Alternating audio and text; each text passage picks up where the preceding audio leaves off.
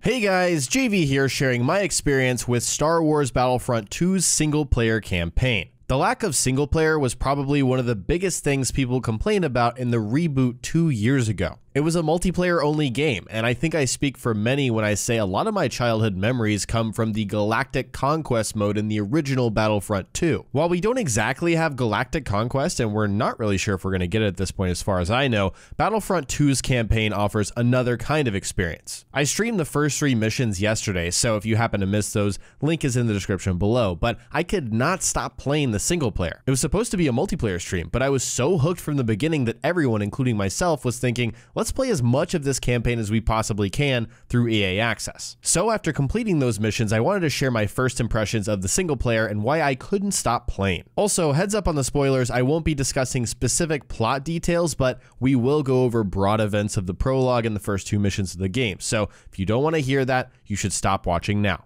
The first thing that struck out to me was the cinematics, the visual fidelity of this game. You guys know I have some serious reservations with EA's Frostbite engine, particularly when they try to force it into a genre where it really doesn't work. Fortunately, that's not the case with Battlefront 2 because there's not a ton of RPG systems and complexity going on. That's what we saw with Andromeda and maybe some Dragon Age games, but this time around, that's not the case. Simply put, the game is beautiful in Frostbite. The quality of the mocap and the detailed models are absolutely gorgeous. Same goes with the animations. Every movement your character makes feels motion captured and extremely fluid. The first Battlefront was also a great looking game, we know that, but they really take advantage of it this time around with the campaign. And it's felt throughout the level design, in some of the tighter corridors on starships to the larger expansive areas like the Moon of Endor. You play as a character that's completely new to the Star Wars universe, Iden Versio, the commander of Inferno Squad and loyal subject of the Empire. In the prologue, she's being held and interrogated on a rebel vessel, and you're tasked with breaking her out. What truly shocked me, no pun intended,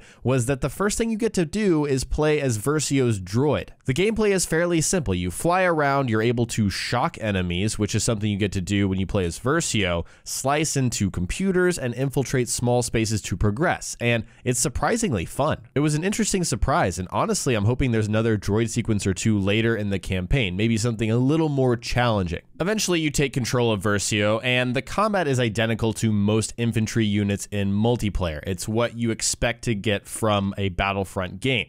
You can crouch behind cover, switch between first and second person, but you're essentially shooting a ton of rebellion forces over and over, and it's not too challenging on the medium difficulty. I'm pretty sure I could have bumped it up and it would have been fine on hard as well. So on a basic level, combat is not complicated. However, Versio comes with a unique set of abilities that vary up gameplay, and as you progress through the story, you'll unlock more of these, and you can customize them through a loadout screen before each mission. For example, in the prologue, you're taught how to do several things that you'll use throughout the game. For example, she can do stealth takedowns. She can scan for enemies using the droid. She can whip out a number of powerful weapons to tackle her enemies that are just like abilities in multiplayer. You can also pick up abilities in certain parts of missions that call for a unique skill, like you need it at that point. For example, you get a blaster turret for defending your droid while it slices into a computer. What I really enjoyed were the seamless transitions between focused corridor shooting to the wide open starship sequences. Space combat was something I sorely missed in 2015 Battlefront, so taking control of a TIE fighter, weaving through debris in space, and fighting rebel ships was an absolute blast for me. On one point, you're able to fly into a rebel hangar from space to board it and actually land, and then kill everyone inside.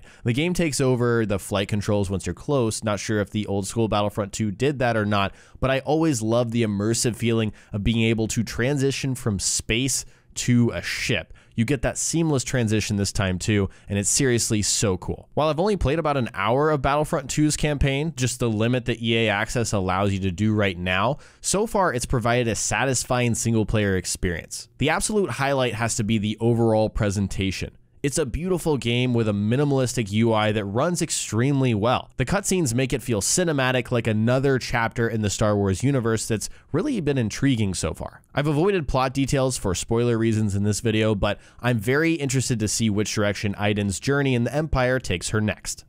Alright guys, that's it for my first impressions, so in the comment section below, tell me if you're going to pick up Battlefront 2, if you've been convinced by this campaign, or you're only going to play it for the multiplayer. Let me know what your plans are in the comment section below. If you enjoyed the video, remember to hit that like button and subscribe for more commentaries like this. Thanks so much for watching, and I'll talk to you next time.